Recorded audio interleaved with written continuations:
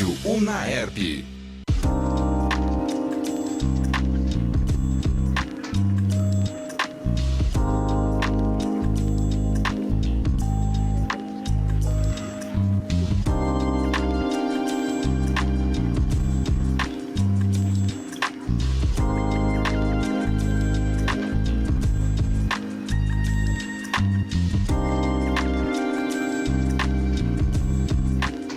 Memória da Comunicação. A história viva da comunicação em Ribeirão Preto.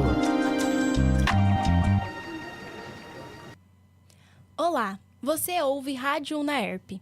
Eu sou Mirella Arcângelo e este é mais um episódio do Memória da Comunicação de Ribeirão Preto, um projeto do curso de jornalismo da Unaerp que tem como objetivo registrar as histórias da comunicação ribeirão-pretana por meio dos principais profissionais da cidade. Esse programa está sendo transmitido no aplicativo, Facebook, Twitch, site e no canal no YouTube da rádio e do curso de jornalismo da Unaerp. Para me acompanhar nessa entrevista, eu estou aqui com o Eduardo Mota e Isabela Cavalcante. No audiovisual, Andrei Violante e Pedro Cassebe. Na coordenação, o professor Gil Santiago. Agora, para apresentar o nosso convidado, Isabela Cavalcante. Olá, pessoal! O entrevistado de hoje é o Mário dos Santos Rodrigues, mais conhecido profissionalmente como Mr. Magu. Magu é radialista, locutor, jornalista e produtor de eventos. Iniciou sua carreira em Araraquara, na Rádio Cultura FM, foi programador musical do Diário FM, realizou projetos na Difusora FM e trabalhou no Clube FM. Com uma carreira de 40 anos, programando os grandes sucessos da música nacional e internacional, é uma honra termos aqui a presença de Magu na Rádio Unaerp. A honra é minha, hein, pessoal? Muito obrigado aí pelo convite. Gil, mais uma vez aí, a gente se encontrando, fazia tempo que a gente não se via pessoalmente. Também obrigado aí pelo convite, que eu já estava meio que Tim Maia nessa nossa história, porque vira e mexe, a gente tentava marcar e não dava certo. E hoje deu certo. Então... É verdade. O ano passado nós tentamos, né, fazer essa entrevista e não houve possibilidade. Mas sou eu que agradeço em nome do curso de jornalismo, em nome da universidade, a sua presença aqui e você disponibilizar nesse seu tempo aqui para trazer essa informação que é importante e que faz parte da história da comunicação, do rádio de Ribeirão Preto. Seja muito bem-vindo. Obrigado. Vamos conversar. Agora, iniciando por uma pergunta que iniciou bastante dúvida entre nós, por que você decidiu usar o nome Mr. Magu? Bom, esse aí foi um apelido que surgiu já dentro da minha vivência de rádio. Isso na Rádio Cultura, em Araraquara. Na época, eu já usava óculos e era um fundo de garrafa terrível, 6 graus de miopia. Então, aí com 20 anos, pô, você quer dar um tapa no visual. E aí eu fui atrás de um oftalmologista, fiz consulta e estava saindo na época, tinha só a lente dura e a gelatinosa, que eram as conhecidas. E não sei nem que fim levou aquilo, porque para mim, pelo menos, não deu certo. Era a tal da lente siliconada, que você punha e falavam que fazia maravilhas e não sei o quê, só que a danava pulava fora do olho, assim, a torta e a direito, né? E para não perder, porque eu já tinha... toda vez que caía, eu, graças a Deus, conseguia achar, que ia lá com o dedo assim, né? Mas para não correr o risco de perdê-la, então eu ficava com o olho assim, semi-aberto, semi-cerrado, assim, e trabalhava. Naquela época ainda era máquina de escrever e tal, assim. E aí, o saudoso Marcelo Zamarian, né, um grande locutor, foi voz da Excelsior de São Paulo e tudo, e ele gravava, porque naquela época a rádio ainda não era ao vivo. Ela tinha uma equipe de locutores, alguns inclusive de Ribeirão, que iam uma vez por semana lá para Araraquara para gravar a programação. E eu tinha que deixar uma semana de programação pronta para eles. Cada dia da escala chegava um para gravar e tinha então. E aí um dia que chegou o Marcelo Zamarian para gravar, tinha um outro rapaz que é o Chico de Assis, que era o operador, né, na época.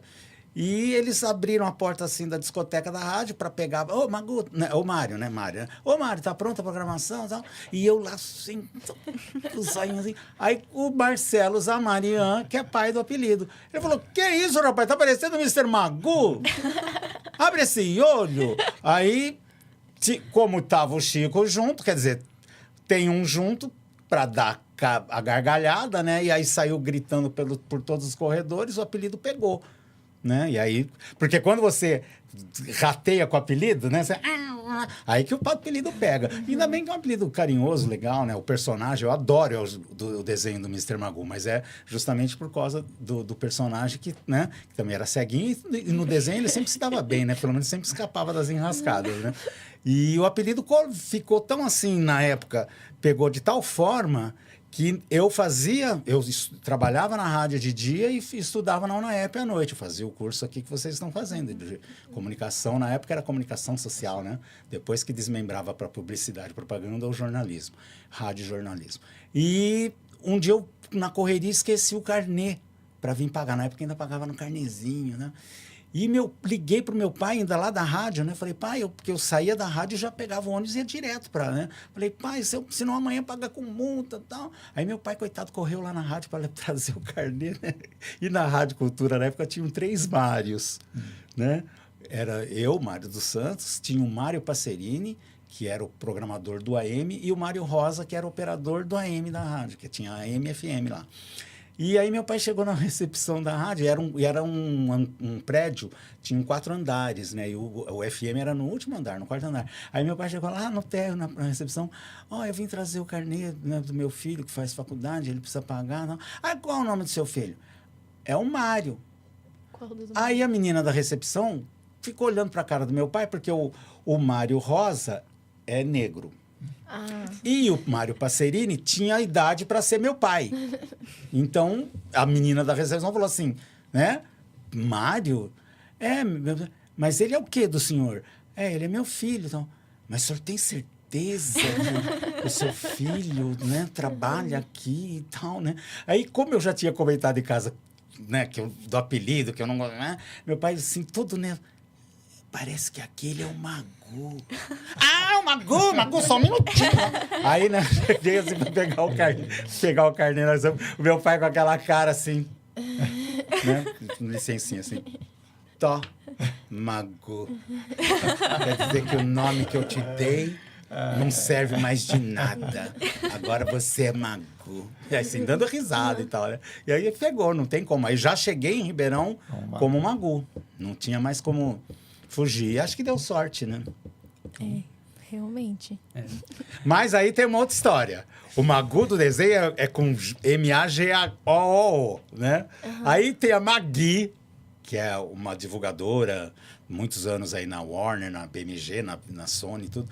E ela é toda mística. Aí um dia ela pegou para fazer o estudo das numerologia, não sei o quê. Aí, não sei lá, também, olha, rico não fiquei, pobre também não, então tá tudo certo. Mas aí, por todas as numerologias lá, aí ela falou, não, o melhor é Magoo com M-A-G-H-O-U. E assim vai. Mas na fonética é Magoo mesmo, né? Então... você trabalha há mais de 40 anos com rádio. Como você se interessou pela área? Então, o rádio, na minha vida, ele veio assim, acho que por vários caminhos, né? Meu avô era alfaiate, português, morava em São Paulo. Eu passava as férias, quando moleque, né? As férias do meio de ano e de verão eram sempre em São Paulo, com meus avós. E meu avô trabalhava, a alfaiataria era colada à casa e era o dia inteiro ali com o rádio ligado, né? Nas rádios de São Paulo, na época, né? E eu já sentia aquela coisa. Meu pai, minha família teve comércio, pizzaria também por muitos anos. Então, o rádio também estava presente o dia inteiro, porque meu pai é quem fazia a massa e as pizzas. Então, à tarde, depois do almoço, que tinha aquela pedra de granito enorme, era ali que ele começava e trabalhava, e o rádio também presente. E tinha uma outra moça que era funcionária, a Zulmira, e todo dia também era aquele ritual, né? Chegava, tomava o seu dedinho de café, fumava o seu cigarrinho, abria a bolsa e tirava um radinho de pilha Sharp.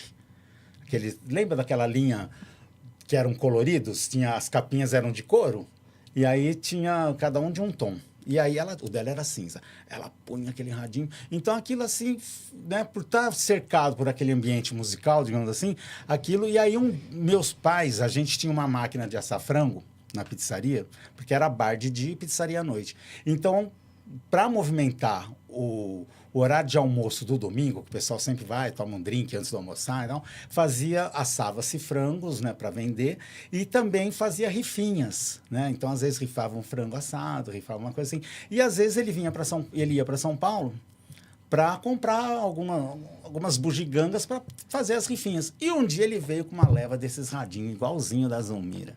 Aí não tem como, né? Grudei, quero um. Aí ele me deu um, o meu era roxo. Aí, cara, aí não teve mais como desgrudar. Eu ia com ele no meio dos cadernos, eu fui a parar na diretoria, porque a professora dando aula, ela sentia uns ruídos dentro da sala, quando ia ver, o meu radinho estava... E eu ficava a aula inteira assim, ó. Porque eu era ligado na sequência das músicas. Eu gostava muito de música. Meu lance nunca foi tanto locução.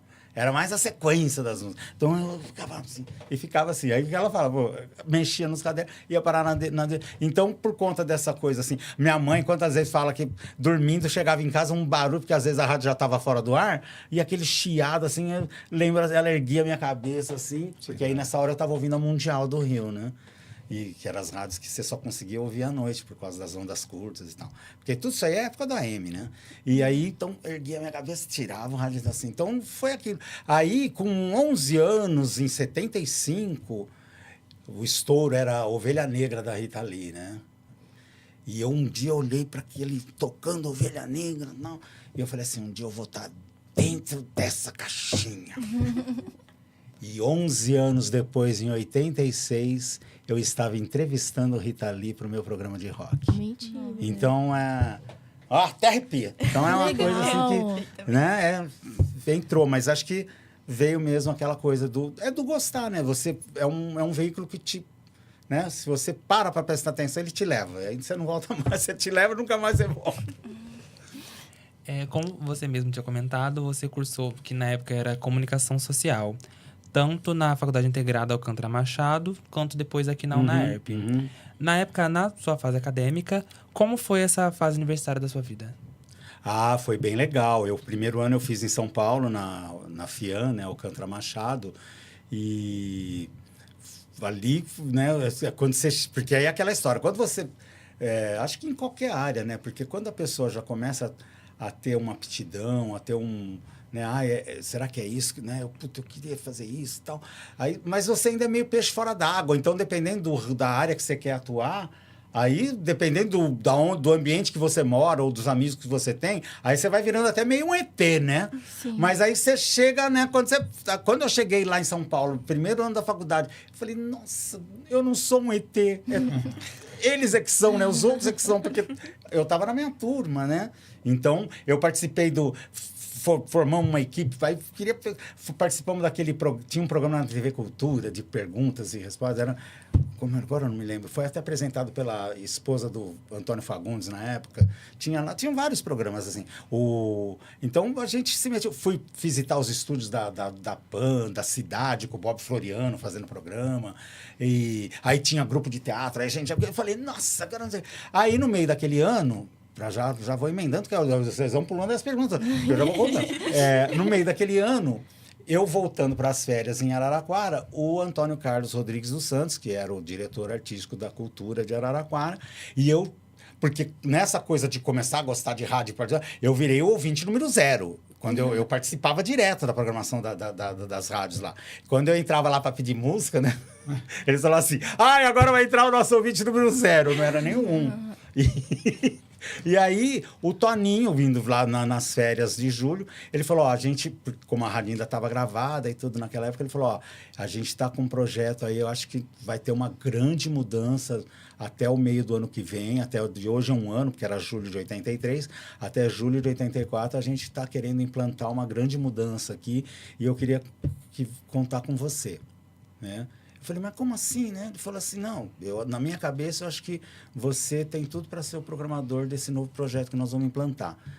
E eu fiquei com aquilo, Júlio, eu falei, mas eu estava tão bom em São Paulo, eu falei, gente, aí fiquei desesperado para, tipo assim, se aparecer alguma coisa aqui em São Paulo, eu não vou não, né? Porque eu quero ficar em São Paulo.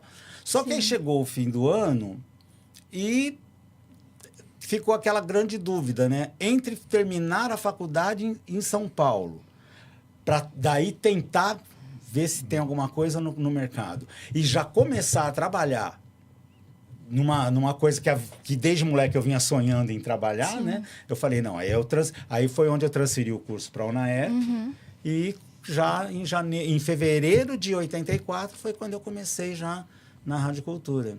Então, a história foi mais ou menos assim, né? Do gostar como ouvinte até já né? Então, é a vontade mesmo de querer ir atrás, né? E trabalhando em Araraquara e estudando aqui em Ribeirão Preto, como que funcionava essa logística para você? A minha mãe é portuguesa, e aí tem uns ditados lá de Portugal. A minha mãe, quando via a minha fase dessa... Porque foi uma loucura, foram 4 anos viajando todos os dias.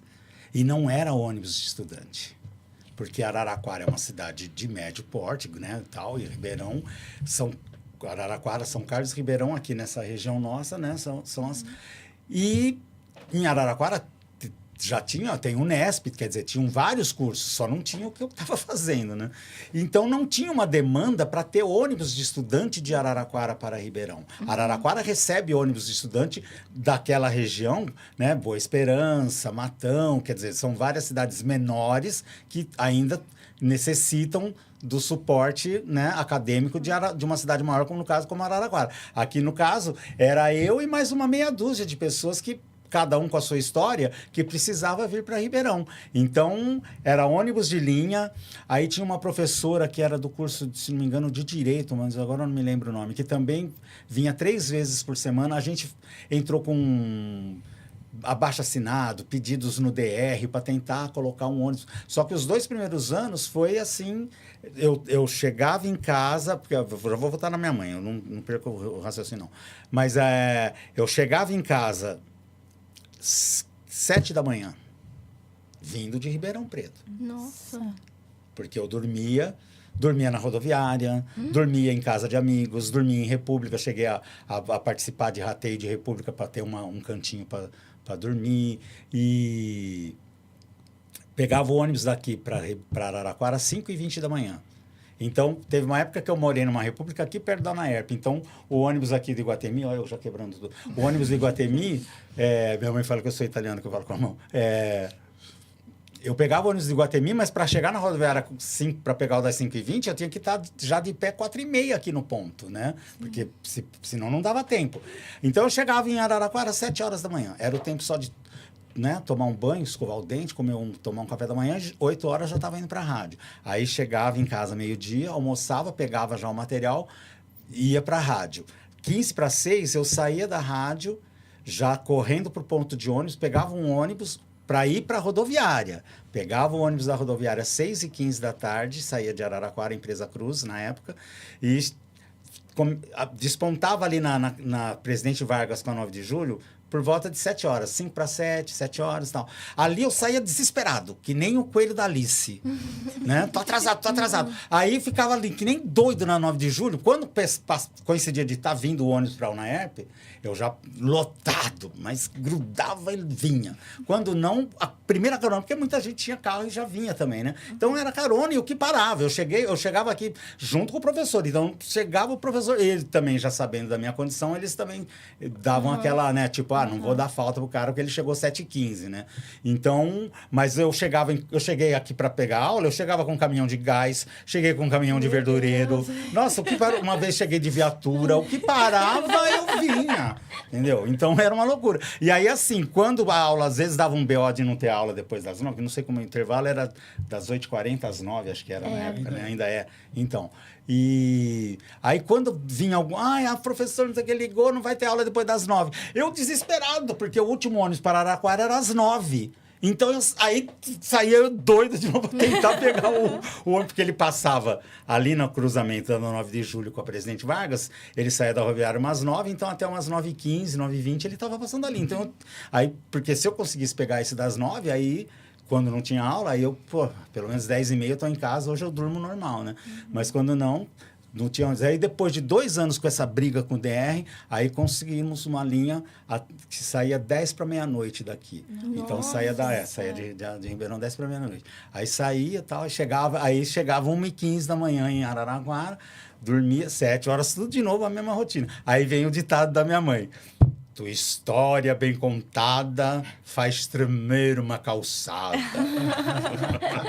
Então foram 4 anos nessa. E o louco é isso, né? Depois de 4 anos nessa, né? Aí veio o convite para vir para Ribeirão. Eu não podia ter vindo antes, me poupava de tanta. Mas tudo acontece como tem que ser, né? Te poupava de muito esforço. É. A gente tem algumas colegas que também não é uma correria igual a sua, igual era, mas que também tem uma correria muito grande para esse deslocamento O de fato cidade. de você já ter que viajar todo dia, mesmo sendo perto, né? Mas com o ônibus de estudante ainda, né? Facilita. Já Mais melhora e muito. Agora Aí já você faz isso. na base do eu por eu mesmo, né? Então, além de mais caro, né? Também. Nós temos uma aluna hoje, que é de Barrinha, que Barrinha não tem ônibus para a UNAERP, ou para outras universidades aqui de Ribeirão. Ela vem todos os dias de ônibus de linha e volta todos os dias de ônibus de linha para Barrinha. Meu Deus. Entendeu? Todos os dias. Mas tudo vale a pena, né? Se a gente acredita, tem que... continuar. Mas trazendo também um pouco, você já comentou como que você iniciou dentro da Rádio Cultura FM, lá em Araraquara, e a gente queria saber como que era a programação dos programas Rock Time e Alfa 97, que você que comandava. Eu comecei lá na programação em 84, o formato da rádio, que era né, mais ou menos o que se fazia... Porque o FM, naquele momento, não havia passado ainda pela segmentação, né, Gil? Sim. Na década de 80, as rádios eram no que os americanos chamariam de top 40, né? Quer dizer, o top 40. Eram rádios populares, mas no sentido de sucesso. Né? Não havia... na metade da década de 80, quando começou a surgir aquele levante do sertanejo eletrônico, já com guitarras e tal, puxados por Chitãozinho e Chororó, João Mineiro e Marciano, Mato Grosso e Matias, continuavam só tocando em AM. E aí é que começou-se a falar de música de AM, música de FM, né? Isso é brega, não cabe no FM. Isso aqui é cara de AM. Mas até metade da década de 80, o FM, as rádios eram rádios hit parade, mas o popular que se tocava em FM não era uma coisa considerada brega, né? Fábio Júnior, Fagner, Joana, entendeu? Junto com Zeca Pagodinho, com Alcione, com Bete Carvalho, com Martinho da Vila. E aí entrava Madonna, Cyndi Lauper, o U2, Pet Shop Boys. Então, as rádios era tudo que estava, né, bombando, né? Sim. Então... E a música de AM era... Porque, assim, quando surgiu o FM mesmo, uma boa leva que era de AM não migrou para FM. Os populares, tipo Odair José, né? Ângelo Máximo, aquele pessoal, assim, já dos anos 70 e de Jovem Guarda, a maioria morreu ali no AM, digamos assim, né?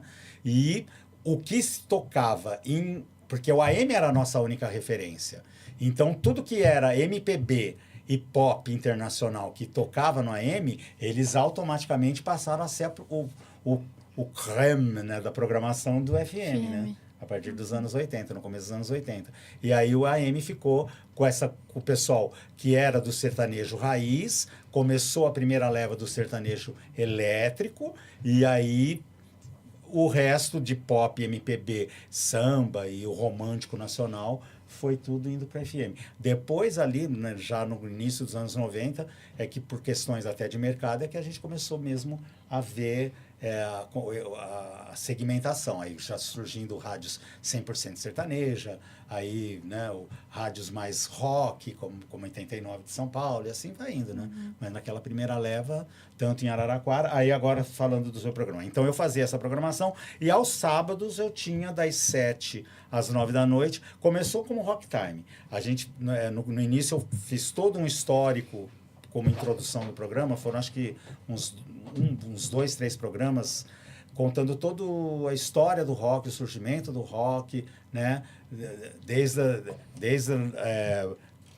Carl Perkins, passando passando depois por Elvis e Chuck Berry, toda aquela galera e tal. E aí passando depois para as nuances que foram surgindo, o heavy metal, o progressivo e tal. Até que depois desses 2, 3 programas que a gente fez no introdutório, ele era um programa de rock, né? Tocava o rock nacional, o Mutantes, Rita Lee, o Raul e outros assim.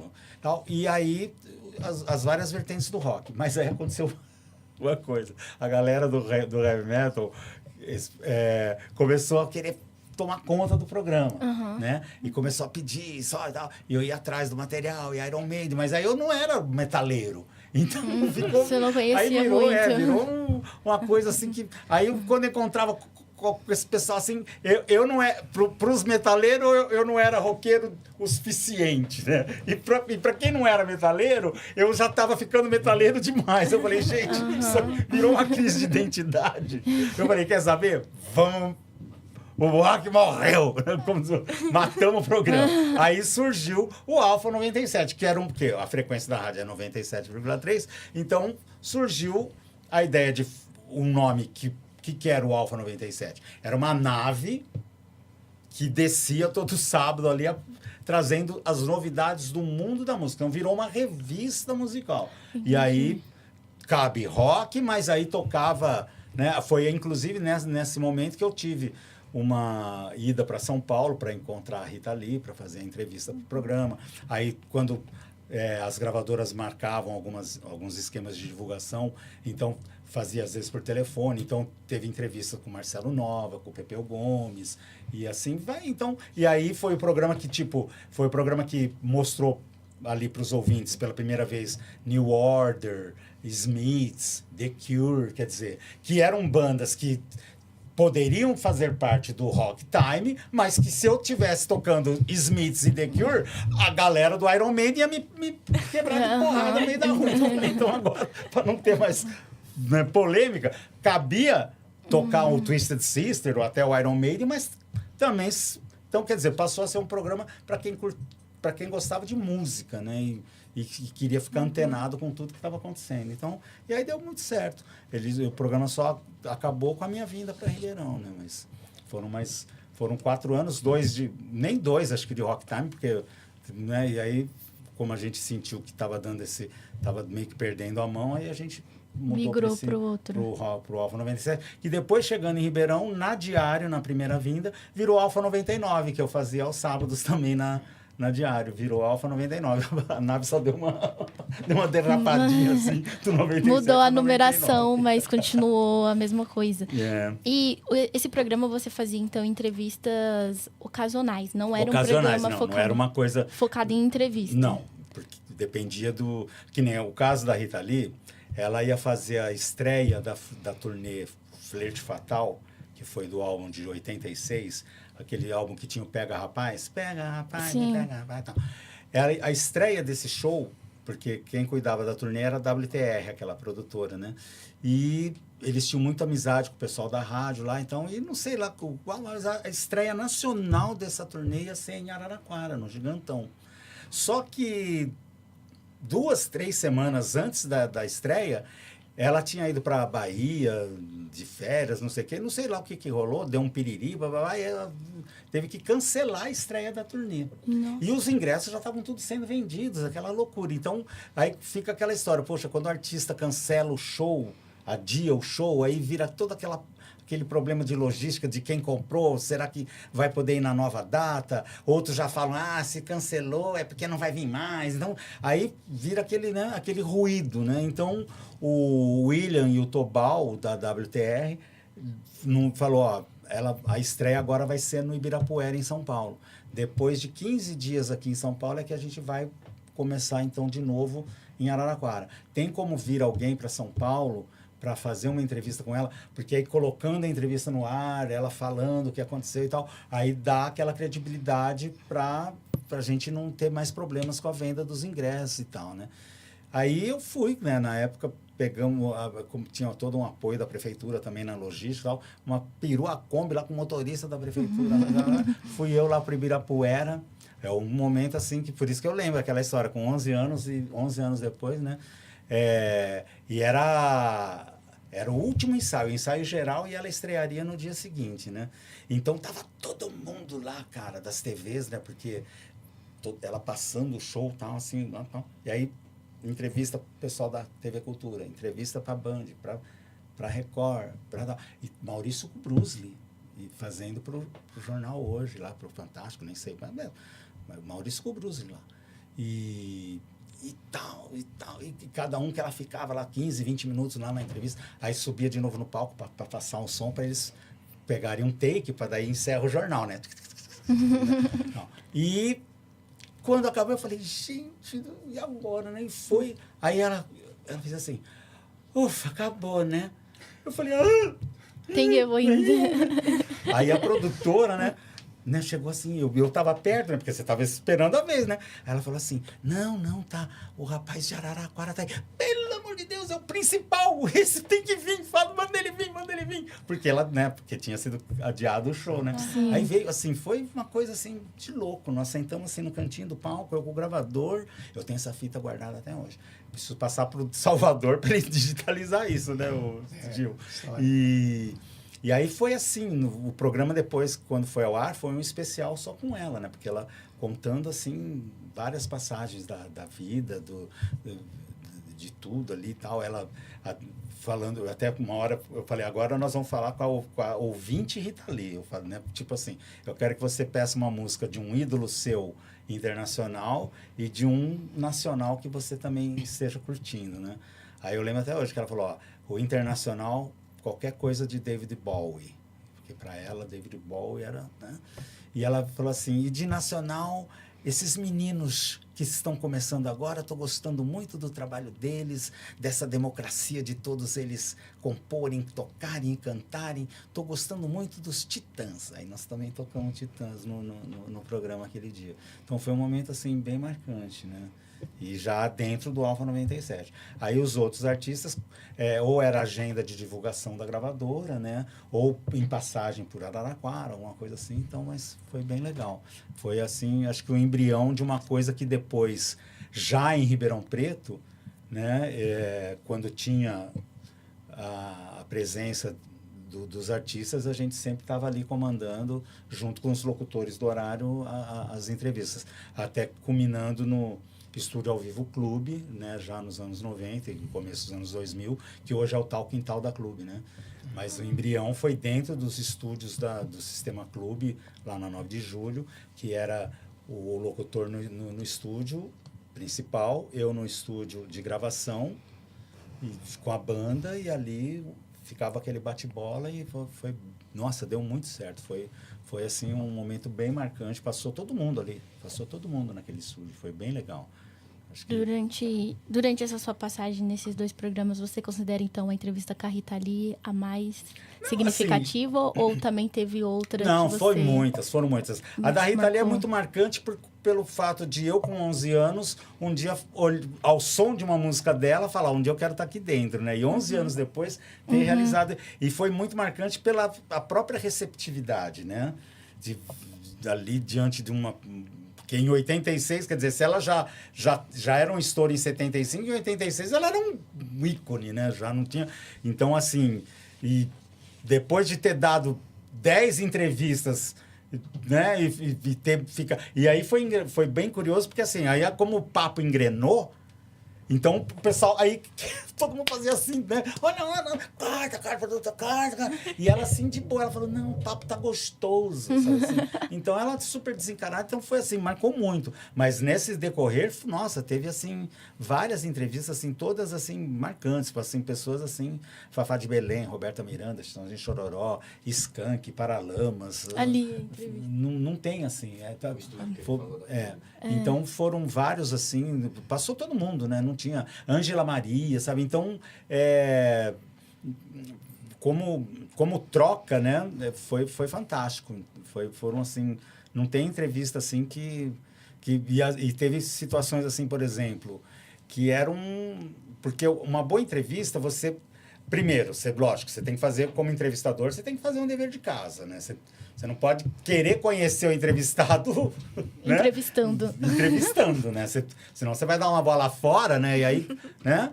Então, você faz um pouco, né? Tal. Aí, a partir do momento que você começa uma troca e a pessoa fica à vontade, então é onde ela acaba te revelando coisas assim que numa entrevista mais formal, mais engravatada, mais engessada, ela não daria, né? Eu lembro que, por exemplo, teve numa entrevista com o José Augusto, o cantor, que eu não lembro assim como é que a conversa foi indo para um caminho que, de repente, no meio da conversa, falou, pô, cara, mas isso tá me lembrando muito do meu pai.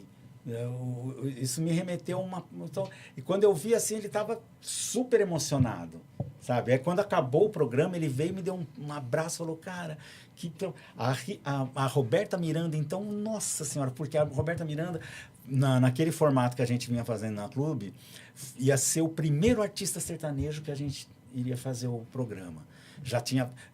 Tava toda aquela onda do pagode 90, né? Já tinha passado Negritude Júnior, Os Morenos, Exalta Samba, já tinha feito com todo mundo. Soweto, tudo. E, nossa, vai ser... E Roberta Miranda, falei, nossa, mas não podia trazer um Tadeu e tá dando, né, gente? Um que tá começando ali, né? Pô, Roberta Miranda. E aí, ela já tinha, assim, falavam, né? Ai, ela é meio difícil, ai, ela é isso, ela é aquilo e tal. E na data que marcaram... Era a véspera de aniversário da morte da mãe dela, que era coisa de 2 anos, 3 anos, assim, era uma coisa meio recente. Ela chegou na rádio, assim, bem fechada, bem na dela, né?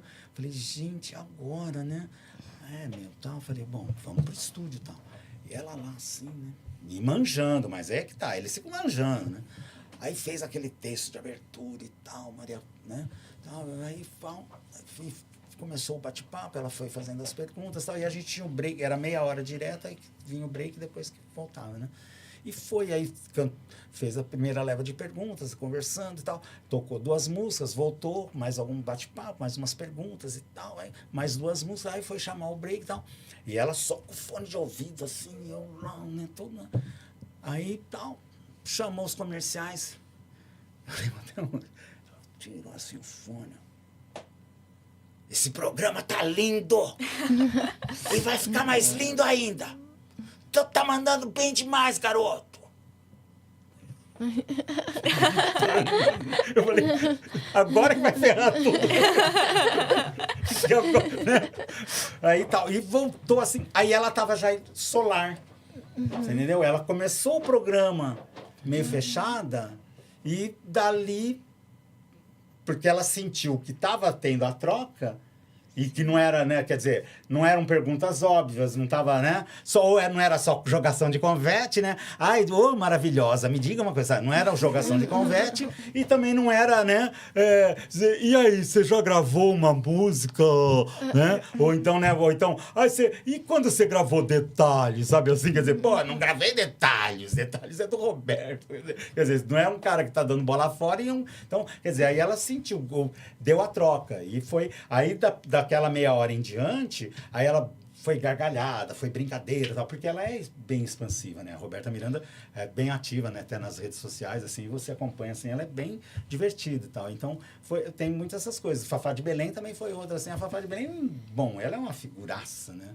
Então, já de cara, quando ela veio pro programa, ela tinha ido esquiar em Aspen, de férias, e levou um tombo. A mulher me chega para fazer o programa com uma botinha de gesso. Aí a primeira pergunta, eu falei, Fafá, o que aconteceu? Né? Você me chega aqui, ela, aquele riso, né? Ai, fui esquiar em Aspen. Falei, pelo amor de Deus, eu caio no banheiro e você cai em Aspen. Faça meu favor, né, Fafá? Aí começa, aí, quer dizer, a pessoa cai na gargalhada e você já ganha a pessoa, né? E aí vai. Então, foram bem legal. Não, eu finalizei, porque a outra pergunta que era nossa era sobre sua rotina na rádio de Araraquara, mas você já comentou um pouco de como que era essa ida, essa volta de Ribeirão, como que era difícil e também essa condução. Mas se você quiser abrir mais detalhes sobre isso, não, teve toda essa correria, né? O legal nesse tempo todo, assim, de programação e de rádio, é que nesses 40 anos, eu vivenciei todas as transformações pela qual o rádio passou, né? A gente começou no rádio bem analógico, né, Gil? Que era o toca-disco, era o vinil, era o cartucho, programação feita em máquina de escrever, né? Aí começou todo o processo da digitalização já com os CDs, veio o DAT, veio o minidisc, a coisa foi indo, evoluindo, migrou para computador, né? Migrou para software, Sim. né? E arquivos de Wave e MP3 e tudo, quer dizer, a música deixou de ser física, né? E por outro lado, também a própria programação. Então, eu acabei fazendo rádio sertaneja, eu fiz rádio adulto contemporânea, que é o formato, né, mais de classe A, digamos assim, né, de MPB e tal. Então, quer dizer, nesses 40 anos, não houve formato que, de repente, eu não participou. Não transitei, né? Então, Entendi. isso é uma coisa bem legal também, né, que aconteceu. Depois de 4 anos na Rádio Cultura, você recebeu o convite para ir para Diário, para cuidar da programação musical. Quando e como surgiu o convite? Então, essa história foi o seguinte. O Fernando Marucci, que era o coordenador artístico da Diário na época, e programação, ele foi para a IPTV, trabalhar na IPTV, e aí surgiu a vaga. O empresário Marcelino Romano Machado, ele tinha um relacionamento, uma amizade com um dos locutores da Rádio Cultura e procurou para saber se tinha alguma indicação, alguma coisa e tal. E o rapaz, tem um menino aqui e tal, ele até fez faculdade aí em Ribeirão e tal. Não. Então, né, traz para conversar e tal. Aí vim, conversei e falei, cara, eu acho que adoro Araraquara e tudo, mas um mercado como o Ribeirão vai me dar mais, né, uma expansão. Então, aceitei e vim para Ribeirão. Aí foram 9 meses ali na Diário, aí um outro colega de trabalho, que fazia na época até a programação na Conquista, o Maurício, né? Ele já havia trabalhado com a família, com os empresários da família Bianco Molina, que era da Emissoras Regionais, que na época tinha a Regional FM, e a difusora estava numa fase embrionária, já tinha praticamente todos os estúdios prontos, mas ainda não havia uma definição em relação à parte musical, à parte artística da programação. E o Maurício falou, está surgindo uma história aqui em Ribeirão e acho que vai ser uma coisa legal, uma coisa grande e tal. Você não quer ir lá conversar com o José Adolfo e tal? E numa reunião com o pai, que era o João Molina e mais o José Adolfo, eles falaram, olha, a Regional é uma rádio 100% MPB, só música brasileira. E a gente ainda não sabe aqui, e aí tinha toda aquela coisa, né? A Clube era uma hegemonia, né?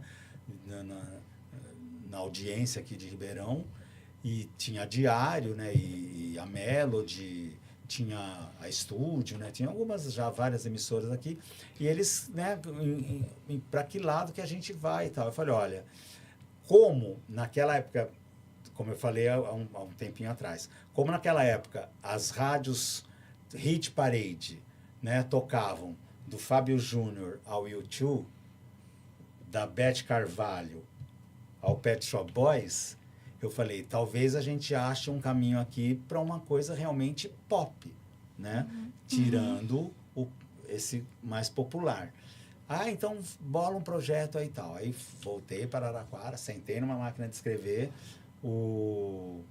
desenvolvi todo um projeto e apresentei, e o projeto foi aprovado. O Gil Santiago fez parte de todo esse momento.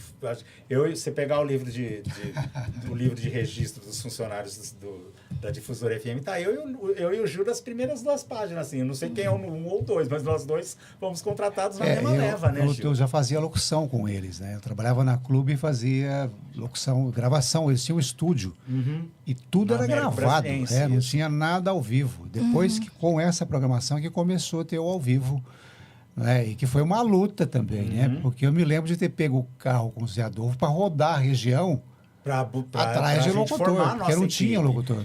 Para a gente formar a equipe. Então, o Gil ficou com toda a parte artística da coordenação de jornalismo e da locução, e eu fiquei com a parte de programação. Entendi. Então, para você ter uma ideia, eu fui trabalhar na difusora em junho de 89, e a rádio só começou experimental em outubro daquele ano. Então, de junho até outubro, foi o tempo que a gente teve de preparação de todo aparato musical, porque naquela época ainda era vinil, né? Era disco. E o Zé Adolfo, assim, a empresa não tinha contato com as gravadoras de São Paulo. Um ou outro divulgador, até porque, como ele só tinha uma regional, a regional era basicamente só MPB. Então, e como para gravadora o negócio é business, né? Tal. Então, a rádio não tinha que, né? Eles não conheciam ninguém de gravadora e o pessoal da gravadora também nem sabiam direito quem eles eram. Os divulgadores é que quando passavam por Ribeirão, tem aquela rádio lá também. Então, eles visitavam e tal, mas o coordenador, o diretor da gravadora não conhecia. Então, naquele de junho até outubro, fui muito para São Paulo com o Zé Adolfo, com o de Batatais. O César de Batatais, né, da difusora lá de Batatais, e para correr as gravadoras, porque eu já tinha um certo conhecimento por conta de 4 anos de convívio com a Rádio Cultura e mais já aqueles 9 meses com a Diário, que a Diário, por ser uma rádio que era concorrente da Clube, então, e era em Ribeirão, quer dizer, então, 9 meses de Diário valeram por mais de 4 anos de cultura de Araraquara no sentido de relacionamento com as gravadoras. Sim, né? sim. E aí, já por conta do relacionamento, então, já a gente começou... Então, assim, de junho até outubro, montou-se toda a discoteca da rádio, catalogou-se todos os discos e desenvolvemos tudo como que seria a cara. E, enquanto isso, o Gil e o Zé correndo a região para montar a primeira equipe de locução. Ô, Mago, eu acho importante dizer que nessa época aí, eles não têm essa noção, e é de registro também, que Ribeirão já era um polo muito importante para as gravadoras. Sim. Tudo que lançava em São Paulo, os grandes centros, sim, também chegavam a Ribeirão Preto. Porque assim, para vocês terem uma ideia da coisa, né, o peso que tinha o mercado de Ribeirão e do interior de São Paulo, naquela época, né, da venda de discos, né? O primeiro lugar de mercado era São Paulo, capital. Sim. O segundo lugar no Brasil de vendas era Rio de Janeiro, também capital.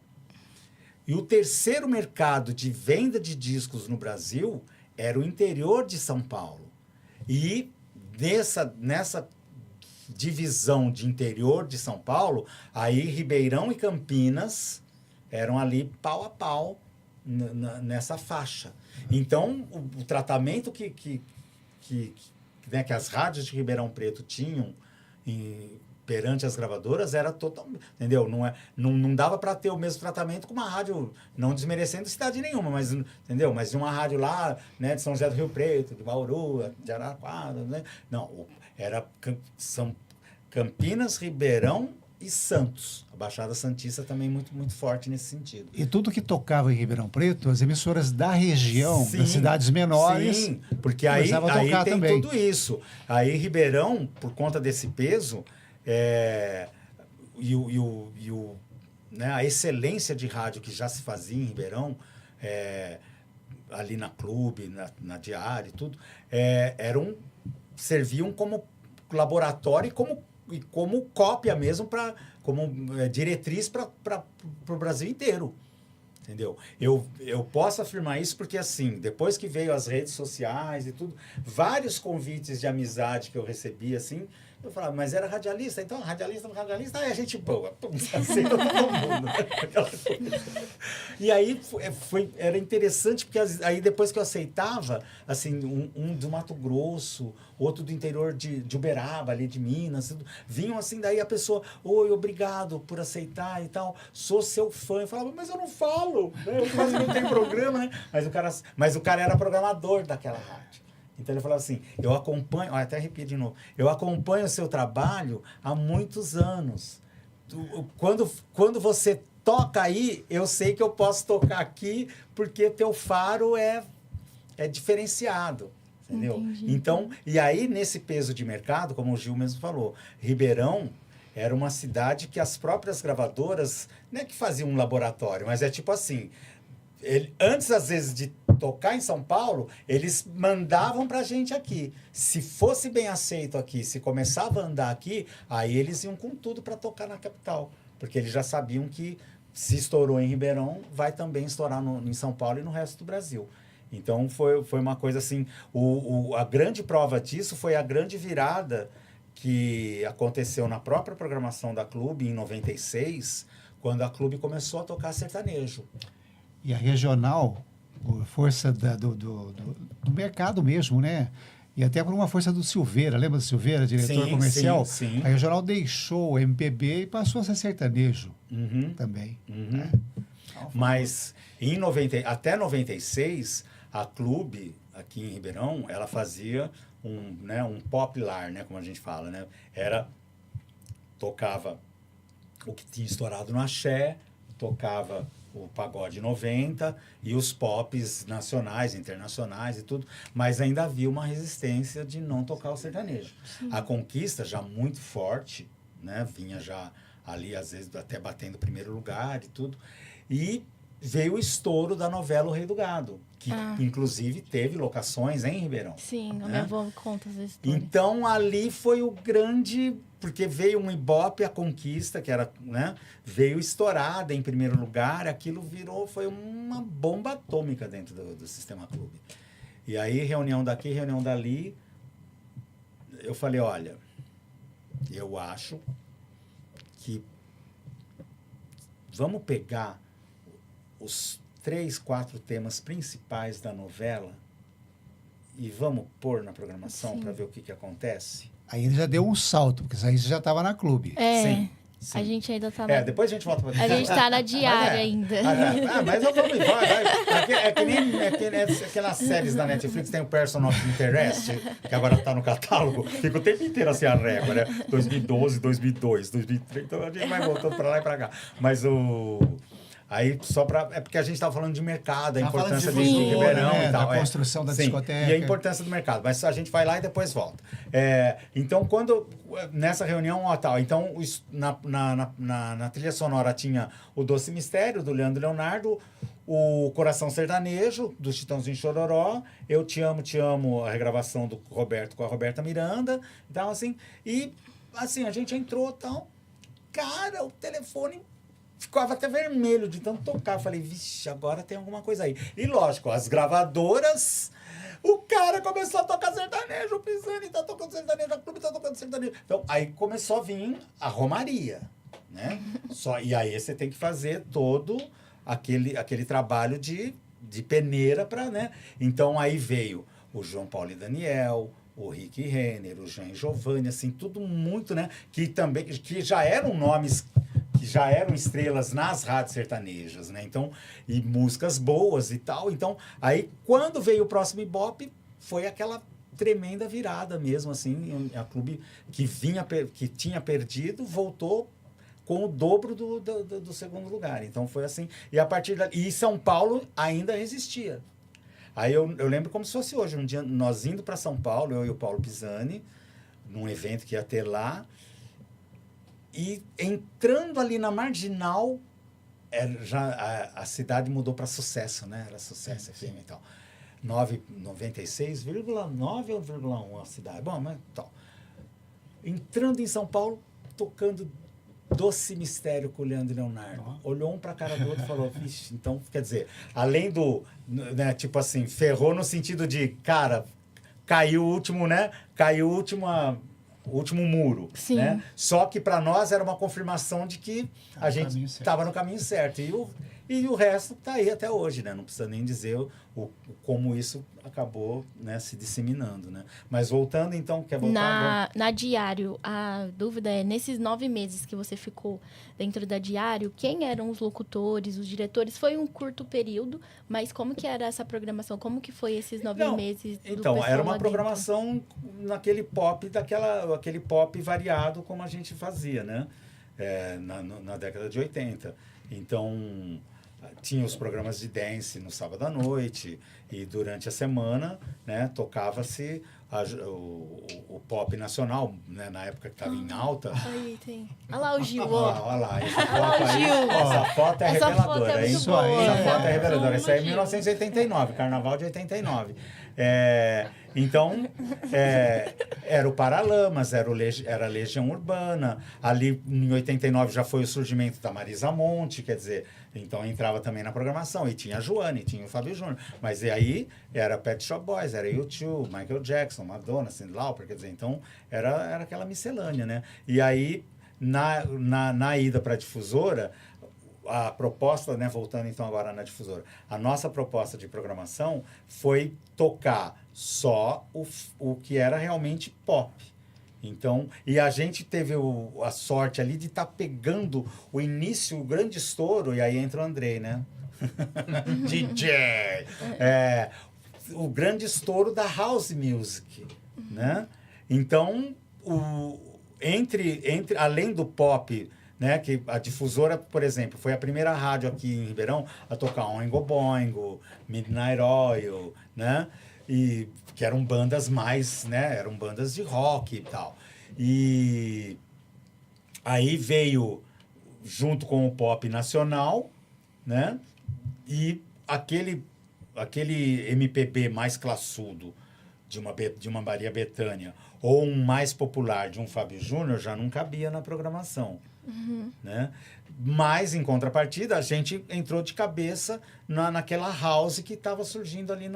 Então, Information Society, Black Box, CNC Music Factory e várias coisas assim que foram surgindo, né? O S-Express, Stem from Express. Então, foram surgindo várias coisas ali. A gente tinha na nossa equipe o Valtinho, ali, né? O Valtinho DJ, né? Aí, isso é em Araraquara ainda. Foi o show do Noel. E eu fui ainda pela Rádio Cultura. E que também estava na difusora. E também depois estava na difusora. Então, já pegou toda essa galera, né? E aí tinha o suporte da boate, né? Das boates aqui em Ribeirão, como Chatanuga, Zoom. Então, havia toda uma cena favorável para esse projeto mais pop. Deu né? certo. E deu super certo. E teve uma estratégia também, né? De marketing, que foi tocar mais música e um número menor de blocos comerciais. Aí veio aquele slogan, né? Chega de blá, blá, blá. Isso. Né?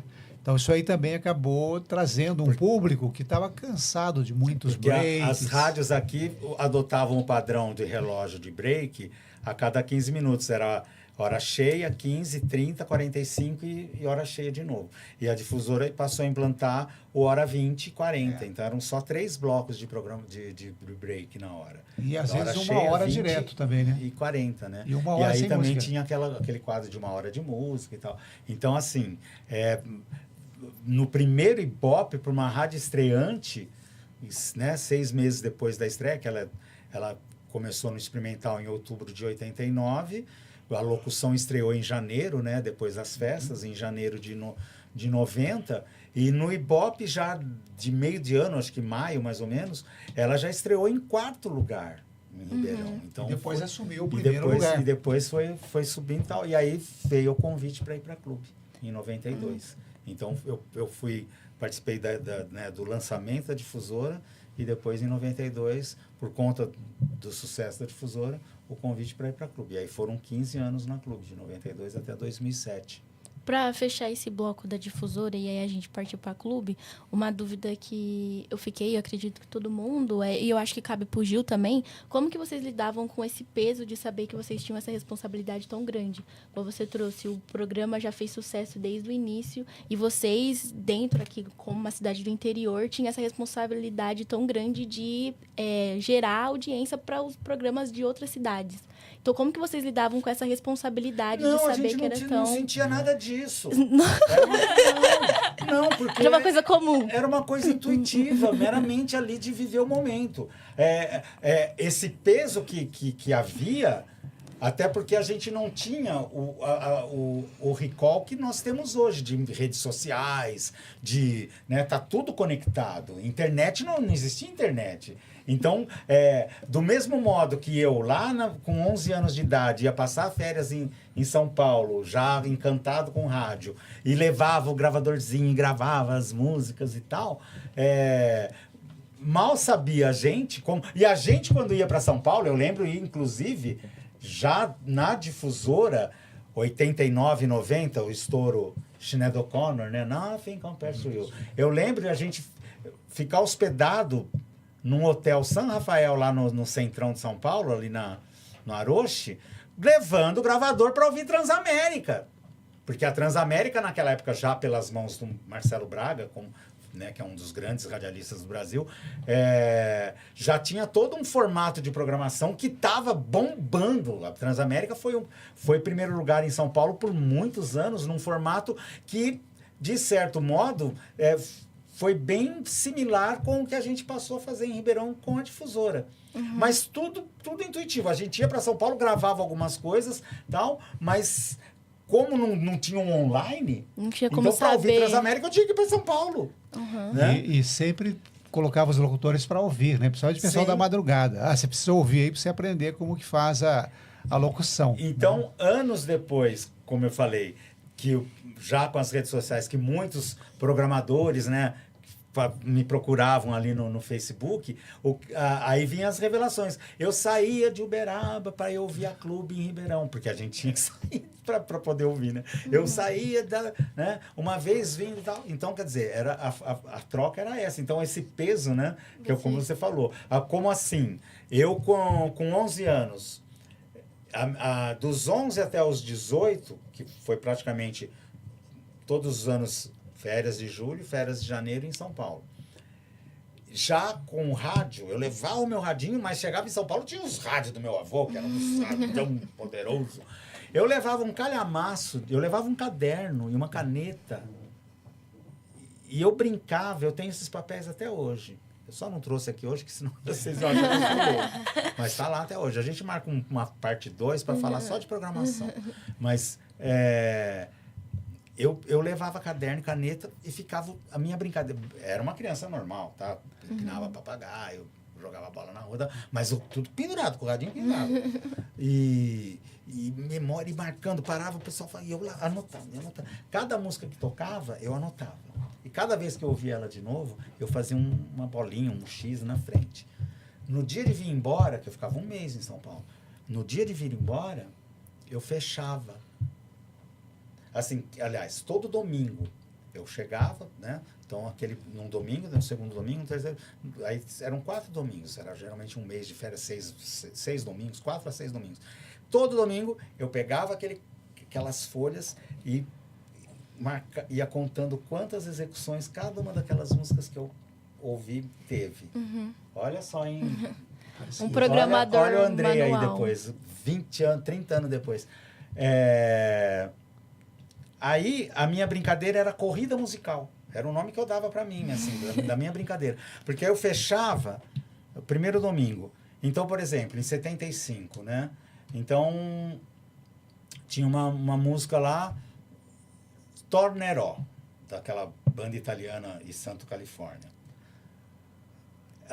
Fechei, nossa, eu gosto tanto dessa música. Mas ela ficou em terceiro. Será que se eu ouvir mais rádio, ela toca mais? Então, aí no outro domingo eu fechava de novo. Aí no dia de vir embora, então, Aí então, por exemplo, Tornerò naquele ano foi a mais tocada. Eu lembro até lá, 62 execuções lá que eu ouvi naquele período e tal.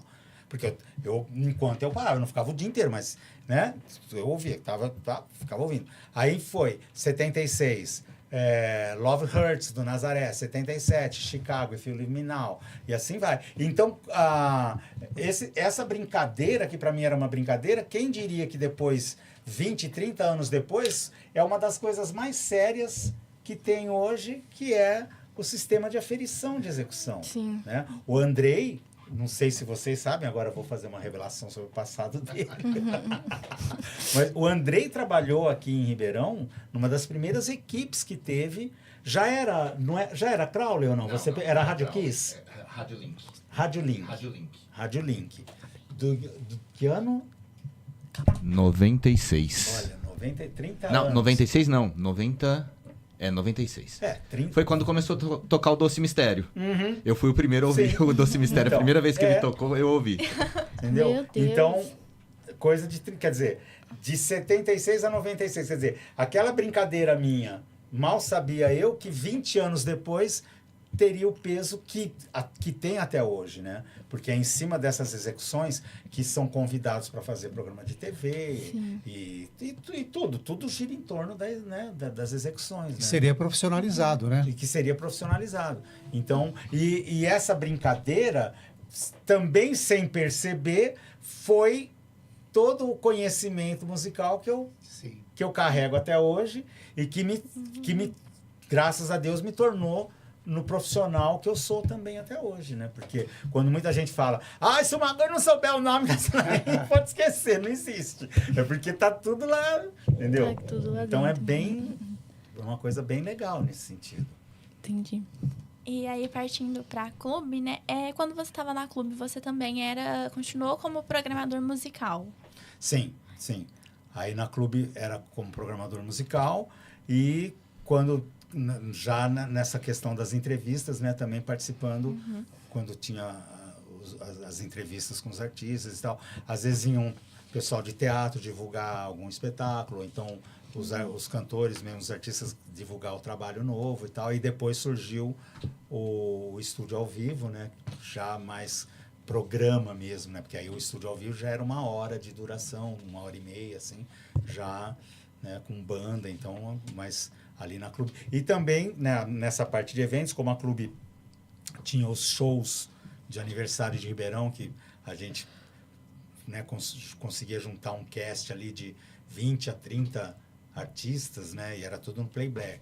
Então, toda a logística de sequência do evento passava tudo por mim. Então, eu que ia negociando com todos os escritórios quais músicas iriam fazer parte do evento, quantas músicas cada um, passava para o pessoal da técnica qual que seria a sequência, e aí ficava ali nos rádios com os divulgadores, fulano está na estrada, fulano já chegou, ligava para o hotel, quer dizer, então toda essa coisa da produção do evento ali, na formatação da sequência, eu também atuava, né? Mas mais assim mesmo, era mais na programação. Mas é bacana falar, porque esses foram grandes eventos, não é? Sim, em Ribeirão Preto, né? sim. E foram vários anos que a clube promoveu. Foi uma coisa assim, e assim, que marcou época mesmo, porque a gente conseguia, pelo próprio peso da rádio e o próprio peso da cidade, né? Porque e como era no aniversário de Ribeirão, então o 19 de junho às vezes caía numa quarta, numa terça, numa quinta. No então Ipanema, a agenda, né, Teve shows no Ipanema, foram né? muitos no Ipanema. Então a gente, às vezes, né, quando caía no fim de semana era mais complicado. Mas quando caía o aniversário da cidade, como era feriado local, mas no resto do país os outros, né, não era, então a gente conseguia ter uma flexibilidade na agenda do pessoal, e aí a gente conseguia, assim, reunir um cast que parecia especial de fim de ano na Globo, porque era mais fácil falar quem não estava vindo do que quem não. Quem tava ouvindo. E era bem legal, e era uma loucura, né, porque, tipo, tá o Chitãozinho Chororó no palco, eu tô com o Daniel num camarim, tô com o Alexandre Pires no outro camarim, sabe? O rádio toca, fala, o divulgador da van, tô chegando, né? Tô chegando com Exalta Samba, sabe assim? E eu chegava em casa, meu pé parecia um pão do grau, né? Você chegava, tinha que deitar e ficar com as pernas para cima, porque você ficava o tempo inteiro ali. E aí você corria na técnica, passei aqui com o Alexandre Pires, vão ser essas aqui. Aí chegava no locutor, o Zezé tá no palco, o próximo é o Chitão, não sei o quê. E corria lá no caminho, vem Daniel, vem que é você. Sabe assim? Aí ficava lá atrás do... E aí Dani! Aí abria a cortina assim. Era muito gostoso, era muito legal. Sabe? Hoje, nem sei se ainda fazem, né? Já tá meio... Né? Só o quintal, só. Hoje ao vivo é só o quintal. Só o quintal. Né? Porque também acho que a logística de tudo mudou, né? Então, mas marcou época. Foi bem legal. Sim. E aí, depois, né, em 2007, você teve um retorno desses 15 anos da Clube Aí, pra diária, aí Diário. num formato completamente diferente, que é o adulto contemporâneo. Por isso que eu falo que a gente, né, acabou passando por todos e aí aquele molequinho que ouvia a rádio o dia inteiro lá atrás, quer dizer, então isso acaba sendo presente na formação de poder pegar e fazer qualquer coisa, né? De tudo um pouco. E aí, nesse retorno para a Diária em 2007, a rádio já num formato adulto contemporâneo, que já existia já há um bom tempo, não foi com a minha chegada. Ela já tinha abraçado esse formato já há mais de 10 anos e aí eu voltei, aí ali na produção a gente fez o adulto contemporâneo, que é o melhor do atual, com os clássicos, né? Então ali também a gente desenvolveu todo um trabalho junto com as gravadoras e com os ouvintes e tudo, e antenado com as coisas. Então ali foi, por exemplo, o adulto contemporâneo, que é o nome que se dá ao formato. Esse nome é um nome criado, né, nos Estados Unidos, que engloba justamente isso, o melhor do que está sendo feito hoje para o público adulto contemporâneo, quer dizer, para o público atual, mas que se identifica com 30, 40 a mais. Sim. E junto a isso, você, né, coloca junto na programação os clássicos, né? Então, a gente conseguiu, nessa passagem pela Diário, revelar artistas que hoje são uma grande realidade, que são artistas que agradam tanto a um público jovem, mas também agradam ao público adulto. Então, assim, a gente, naquela passagem pela Diário, foi a primeira rádio ali a tocar e a revelar e a lançar nomes que hoje são uma realidade, como Adele, Ed Sheeran, Bruno Mars, né? Começaram tudo tocando na Diário. Sim. Maria Gadu, Ana Canhas, né? E vários outros aí também dessa nova MPB, né? Então, Lenine e tantos outros. Então, junto com isso, os clássicos, né? Barry Manilow, Barbra Streisand, Johnny Warwick, Bethânia, Gal, Caetano, Gil, né? Essas coisas da MPB e tal.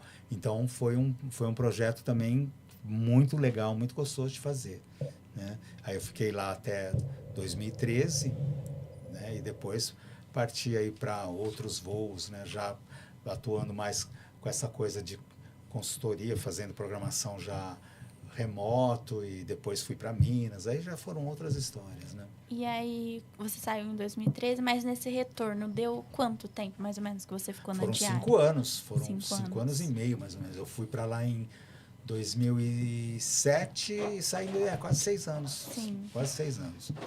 E aí, como você também mencionou, né, você começou a ter esse período de home office, começar a trabalhar em home office um pouco antes do que... Não se falava nisso e eu, né, até mais uma vez falei, gente, parece que essa coisa, né, ainda bem, legal. Já haviam softwares, né, de acesso remoto, né, e aí começou uma parceria com o César Rosa, que participou até, inclusive, do programa aqui com vocês na semana passada, acho que foi, né? Junto com o César, em Araraquara, nós pegamos uma rádio que era uma concessão ali da região, né? Uma cidadezinha de Santa Lúcia. O dono era o finado agora, o Vanderlei Márcico, da Canal 1 de Itaquaritinga, e ele tinha essa emissora em Santa Lúcia, e o César falou, a gente vai fazer um adulto aqui e tal, para essa região. E eu, quando ia para Araraquara, eu ia lá para a casa dele e a gente ficava junto lá.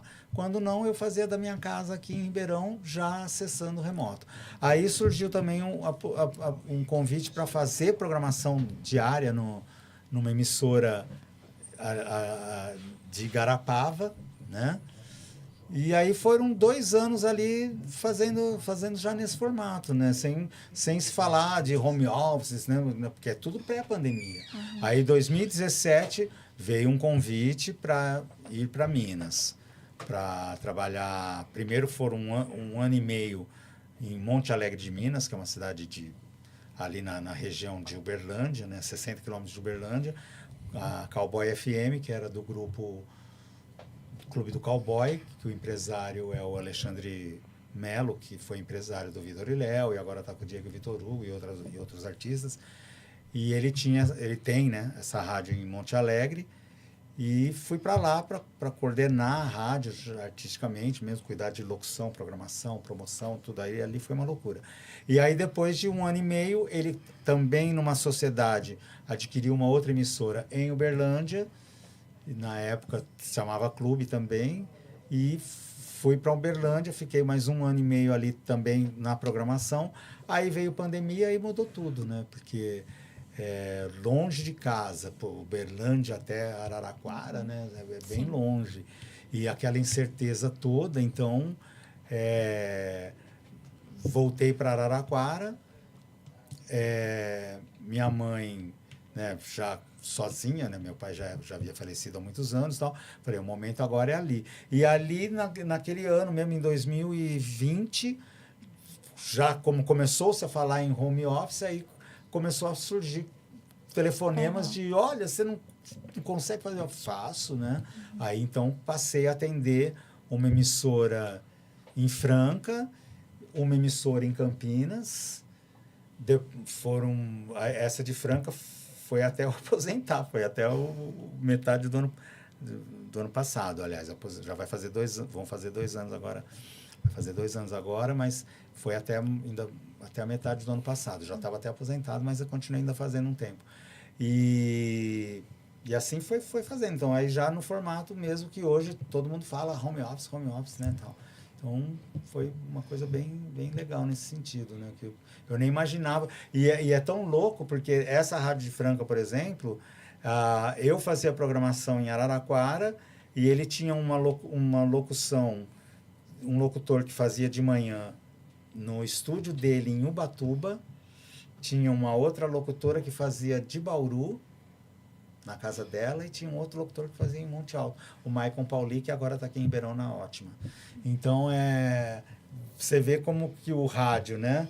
Desde quando a gente está falando lá da época do vinil e do cartucho, né?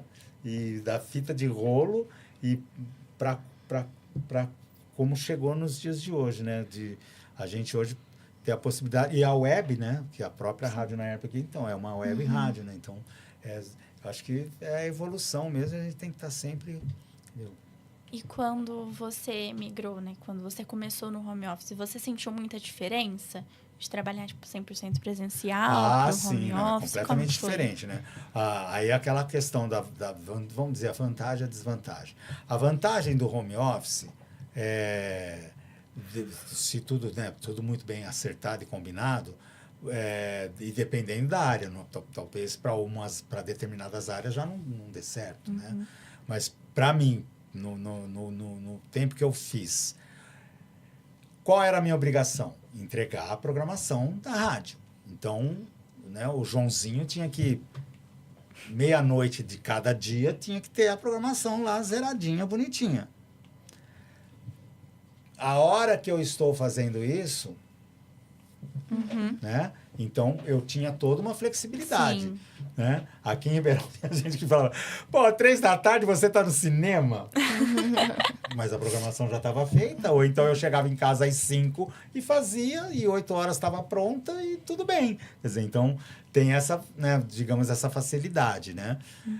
Por outro lado, o calor do convívio, né, do contato humano, dos amigos, né, da troca de ideias e tal, aí isso você perde, porque o home office é uma coisa bem isolada. Eu tenho um sobrinho lá em Araraquara, que é da área de TI, de informática, né, programação, né, e ele trabalha home office, a empresa é em Campinas, para você ver como é que é.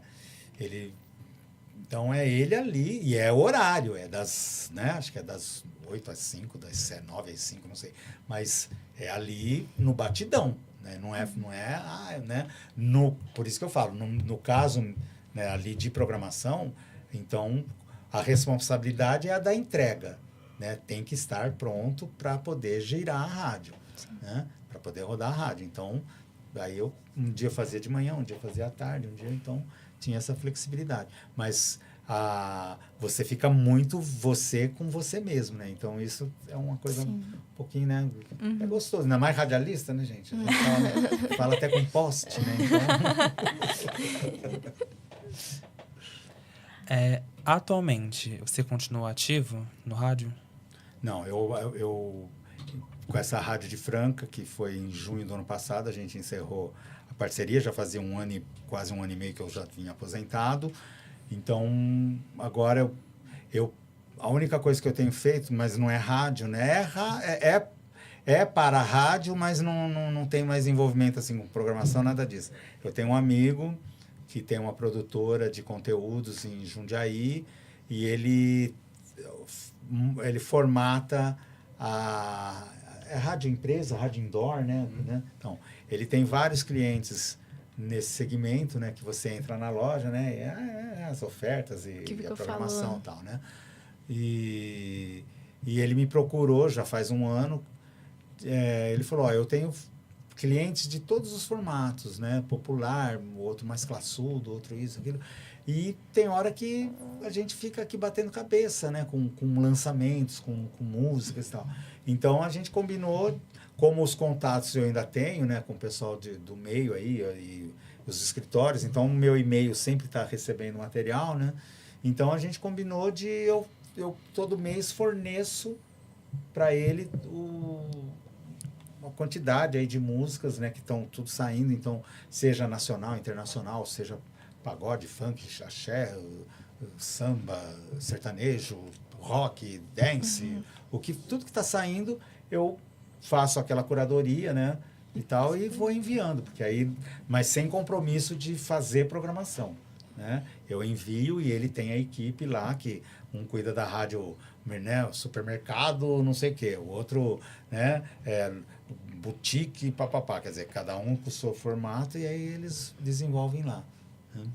E aí hoje, né, bate-papo, passeia, vai curtir os shows aí, que tá sempre em São Paulo curtindo, e acho que tá, né? E com mais de 40 anos de carreira, como você analisa o rádio hoje? Olha, eu acho que o rádio hoje, ele está passando aí por uma série de... Né, já vem passando aí por uma série de situações que a gente vê assim, da seguinte maneira. O crescimento de várias outras formas de mídia, quer queira, quer não, também... de certo modo, afetaram, eu acho que um pouco a audiência do rádio, um pouco, talvez, a relevância no sentido de ser um formador do gosto musical da pessoa, porque, para quem, né, crescia ouvindo rádio, pessoas da minha geração, o rádio era a única forma de você consumir música, de você ouvir música. Né? Você ouvia a música no rádio, aí você corria numa loja, se você se apaixonava por aquele artista, por aquela música, você corria numa loja de disco, porque a música ainda era física, né? Então você comprava, você adquiria a música, aí você ouvia o disco e tal. Então, e como quem veio da geração AM, por exemplo, como a gente falou, no AM lá dos anos 70, você ouvia o rock internacional, lá o Led Zeppelin tocava no AM, junto com Cascatinha, só que era no horário específico, a Cascatinha, né? E você ouvia a Beth Carvalho e você ouvia o Chico Buarque, tudo no AM. Sim. E junto com o Dair José. E com o Vando, né? Então, tudo vinha do AM. E era a única forma que você tinha. E aí era aquela coisa de ligar na rádio para pedir a música, né? E conversar com o locutor e tal.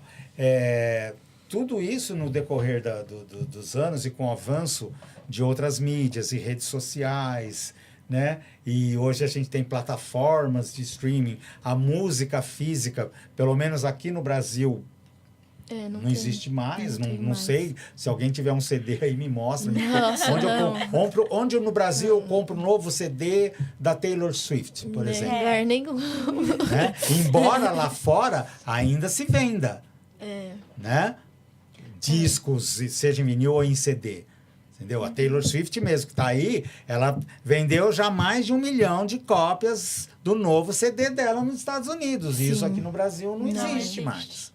Né? Então, eu acho que a partir do momento que que houve essa perda, porque aqui no Brasil, infelizmente, a pirataria foi a grande culpada dessa perda que a gente teve com a música física. Porque chegou um momento que as gravadoras implodiram e não conseguiram mais tocar esse negócio. Sim. E acho que a partir do momento que houve essa digitalização e o surgimento das plataformas de streaming, de certo modo, por isso que eu falo, o rádio acho, continua bem, obrigado, o rádio acabou, o rádio vai morrer. Não vai. Mas ele vai se adaptar e está passando por uma série de mudanças que é natural do próprio processo, como a TV também passou, como, né, o jornal impresso, que cadê? Onde, né? Ainda tem um aqui, nem sei. Não, mas é coisa, né? Qual é a tiragem hoje de um Estadão, de uma Folha de São Paulo? Poucos perto lugares do que foi. Tem, né? Perto do que era, né? Porque migrou para portal. Então, você vai no portal da UOL, você vai no Terra, você vai no... Então, quer dizer, nessas adaptações, eu acho que... para voltar mais ou menos nesse sentido, a relevância que o rádio tinha, isso é opinião minha, tá? Pelo amor de Deus, não sou rei da razão. Mas eu acredito, por ter convivido e ter sido programador, né? Então, e o papel e o peso que um programador tinha dentro de uma emissora de rádio, né? Então, o programador nas rádios, ele era o curador, né? A gente recebia ali um monte de lançamentos e havia uma peneira com o perfil, com o feeling de isso vai tocar, isso não vai tocar, isso vai fazer sucesso, isso eu acredito que não. E a gente não tinha bola de cristal. Várias músicas que a gente apostou, às vezes não virava, e outras que a gente falava, nossa, mas será? E às vezes acontecia, mas na grande maioria das vezes a gente acertava, né, e revelava. E isso, com o tempo, foi meio que se perdendo. Então, assim, a relevância que o rádio tinha na formação do gosto musical das pessoas, por ser ele o único difusor, né, de música, ele perdeu. Então, a agilidade que a internet trouxe e a proximidade que os artistas passaram a ter com o seu público e fazendo bom uso das ferramentas. Então, por exemplo, hoje, antigamente, você tocava uma música no rádio, até você não ter o contato com ela, você ficava desesperado. Onde compra? Onde tem? Onde que eu queria ouvir de novo e só ligando na rádio para eu ouvir, né? E hoje não, se você acorda assim, você fala, acordei com uma vontade de ouvir, eu quero ouvir Julio Iglesias hoje. Você vai lá e ouve. Sim. E se você hoje talvez ligar para alguma rádio, talvez você não vai ouvir. Sim. Né? Então, por conta dos interesses, ou até porque você está pedindo uma coisa que hoje também não teria nada a ver. Então, quer dizer, eu acho que esse papel de ele ser o formador, ele foi transformado para ser ele atua hoje na manutenção. Né? Então, por exemplo, sai um projeto novo, a própria Anitta está aí no momento dela, tá, né, despejando todas as músicas desse álbum novo dela, o Equilibrium aí e tal, participou até do Saturday Night Live lá nos Estados Unidos e tal. Quer dizer, então, os fãs da Anitta, quer dizer, eles que ligam hoje na rádio para ouvir ou para falar, e às vezes a rádio nem tem, ou então o cara vai ter que baixar, entendeu? O divulgador que estava ali todo dia, chegando com os lançamentos. Então, acho que isso meio que mudou, e mudou bastante. Bastante. Né? E hoje tem aquela coisa Você tem a parada das mais executadas que você vê pela tal da Crowley, né? Que é a aferição. Aí você abre lá o YouTube, tem lá o ranking das mais assistidas no YouTube. Você abre o Spotify, tem o ranking do top global ou do top 50 Brasil. Então, a gente hoje tem uma avalanche, né, de informação em todos os níveis, né? Seja informação sobre política, sobre, né, futebol, esporte e música e artes em geral, né? Então, eu acho que hoje o rádio ele está passando talvez por um momento em meio, não sei se seria uma crise de identidade, porque assim, o dinheiro, né, da publicidade, que também ele tinha uma participação maior quando não haviam outros mecanismos para distribuir essa mesma renda, né, essa mesma verba, porque a verba é a verba, a verba é a única. Né? Se uma empresa tal disponibiliza lá, vamos supor, eu tenho 100 mil para fazer uma campanha, sabe? Antigamente, aqueles mesmos 100 mil seria diluído em 4 ou 5, meia dúzia de veículos. Sim. Hoje, esses mesmos 100 mil... Em muito mais lugares. Será que enquanto, se o rádio pegava X, será que ele continua pegando o mesmo X? Ou parte do que ele pegava migrou para um influencer que tem 15 milhões de seguidores e que vai fazer um vídeo publi, né? Fazer o publi, né? Vai fazer um publi. Então, quer dizer, eu acho que nessa briga aí, né, e buscando ser criativo. Então, talvez também aquele rádio que só tocava música, anunciava e dava hora, e dava um CDzinho, e dava um prêmiozinho, um convitinho do cinema, também, essa fórmula, será que também ainda dá? Quer dizer, talvez a gente ouve hoje, já tem muitas rádios com programas mais talk radios, talk shows, então, eu acho que ele está num momento ali, os próximos 5 anos ali vão ser bem decisivos para a gente no sentido de, né? Aqui em Ribeirão, por exemplo, apesar que muito também teve migração, mas a gente se gabava aqui em Ribeirão, né, Andrei, de ser uma terra, uma cidade que aqui satélite não se cria. Né? Porque as rádios, né, eram todas locais e tinham a solução. E a gente hoje tem uma grande, né, no dial hoje está repleto de rádios satélites também em Ribeirão, né? Então, eu acho que a gente está mesmo num momento em que deve estar os gestores devem estar meio que olhando um para o outro e buscando caminhos, porque eu acho que estamos no meio de uma cruzada ou encruzilhada, nem sei ainda qual é o... Entendeu? Porque eu acho que muito do que foi feito, já vivido, né? Algumas coisas talvez ainda caibam, algumas coisas talvez ainda deem certo, e outras já caíram em desuso, ou talvez não deem mais certo. E muita coisa... Por exemplo, eu acho que ainda o rádio feito hoje...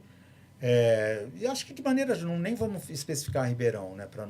Mas eu acho que hoje o rádio ainda não se deu conta do peso que a própria internet tem como parceiro dele. Sim. Né? Você entra na maioria dos sites de rádios no Brasil ali e praticamente são todos iguais, né?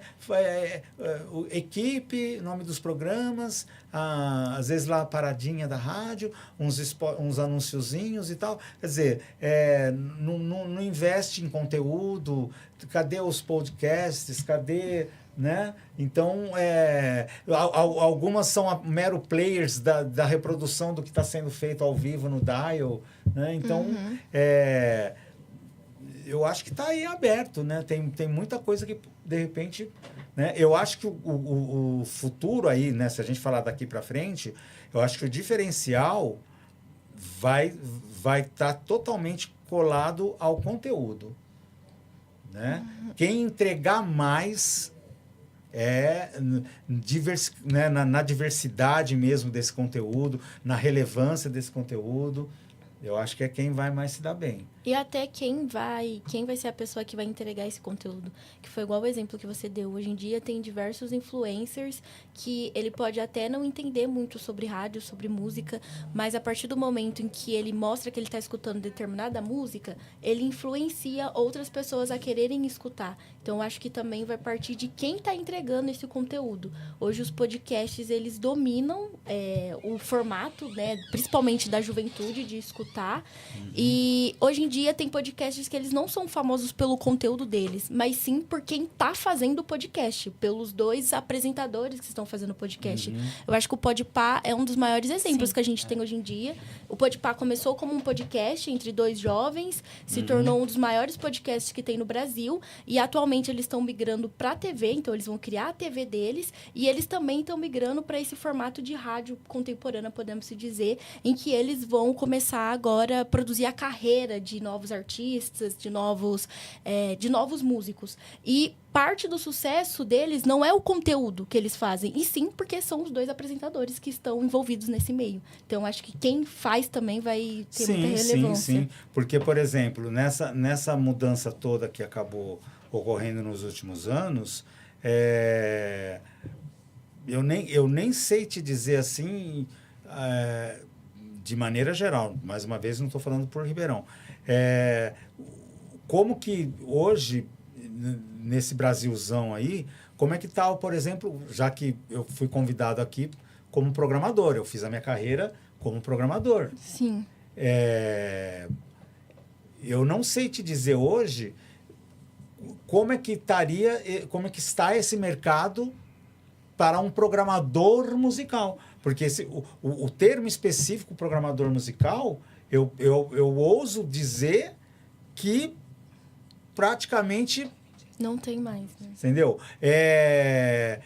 Em muitas emissoras é o próprio locutor do horário que às vezes faz sob o comando da direção, do dono, não sei o quê, e acertos, isso e aquilo, quer dizer... Então, e se foi um caminho adotado ali atrás por questões financeiras ou coisas do tipo, pode ser que também venha a fatura daqui a um tempo. Porque a partir do momento que você abre mão de uma curadoria, de uma pessoa específica para pensar e cuidar daquele playlist, daquele perfil musical, daquele público a ser atingido, você está correndo um risco de, no meio do caminho ali, você ficar meio perdido, né? Sim, de não saber sim. para que lado ir. E hoje em dia não é só na parte da programação de rádio. Hoje em dia, o próprio jornalista, independente da área que ele vai seguir, ele tem que ser multifunções, né? Então, igual você falou, também hoje em dia, quando a gente vai ver podcast, não tem essa função programador musical específico. É o próprio, os apresentadores e o pessoal da produção que vai fazer toda essa parte de trás, mas não é uma função específica. Muitas vezes é 1 ou 2 pessoas que está responsável por tudo ali. E aí o restante é o pessoal do audiovisual, o pessoal que está gravando e que vai convidar o próximo convidado. Então, o jornalista hoje tem que ter mais de uma função, né? Não é só programador. Ele tem que ser programador, tem que saber filmar, ele tem que saber ajeitar o microfone, ele tem que saber quem vai ser o próximo convidado, ele tem que convidar essa outra pessoa. Então, é multifunções do jornalismo. Infelizmente, atualmente, porque você acaba saindo sobrecarregado, quando antes era uma função para cada como pessoa. Como dizia o professor Raimundo... E o salário?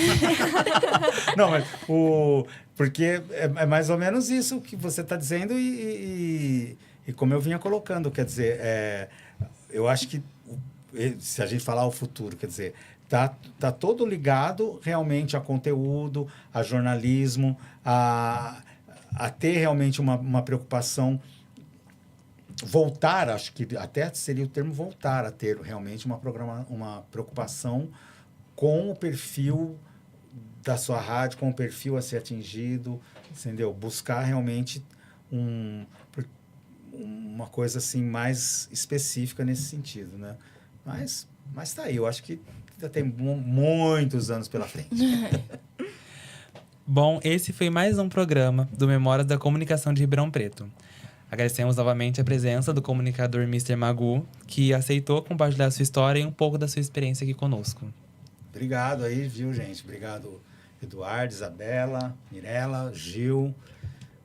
Acho que deu para trocar umas ideias aqui. Bastante. Obrigado pelo convite. Quando tiver outros, a gente começa todo o Tim Maia de novo, Gil, até dar certo. Ô, Magu, a gente que agradece. Esse tempo seu aqui foi muito Andrei, importante. né? Querido Andrei. Né?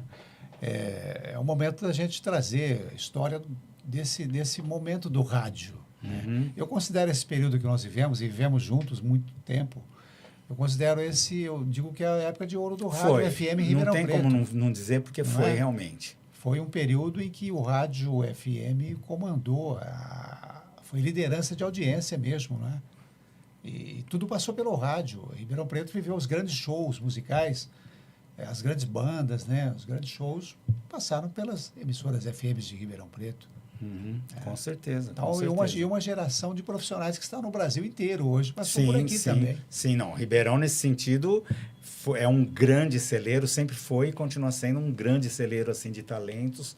Ribeirão revelou no jornalismo, na radiodifusão em geral, né, grandes nomes aí que começaram em Ribeirão e que ganharam o Brasil todo, né? Então, nesse sentido, até mais uma vez aí, Ribeirão pé quente nesse sentido. E vamos marcar outra com certeza. Com Muito certeza. obrigado. Eu vou trazer a pastinha com as anotações, vocês vão ver, vocês vão morrer de rir. Porque aí tem eu com 11 anos escrevendo em inglês. Imagina o que tem ali.